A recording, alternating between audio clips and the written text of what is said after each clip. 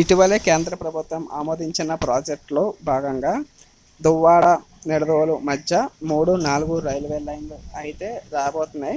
9,889 కోట్లతో కేంద్ర ప్రభుత్వం శాంక్షన్ చేసింది.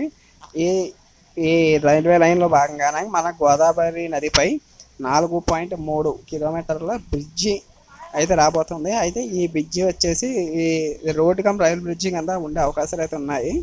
అండ్ ఇదే బ్రిడ్జి మీద 2 రైల్వే లైన్ వచ్చే అవకాశం కూడా ఉంది. ఇప్పుడు మనం చూస్తుంది ఆర్చ్ బ్రిడ్జ్ అండి. ఇక్కడ ఆల్రెడీ మనకి బ్రిడ్జికి పక్కన సైడ్ ఉంటుంది ఎక్స్ట్రా ఎప్పుడైనా భవిష్యత్తులో వేయడానికి అవకాశం. కానీ ఇప్పుడు ఈ బ్రిడ్జి కెపాసిటీ సరిపోక కొత్తగా దీన్ని దీని మీద కాకుండా కొత్తగా బ్రిడ్జి వేయడానికి అయితే చేస్తున్నారు.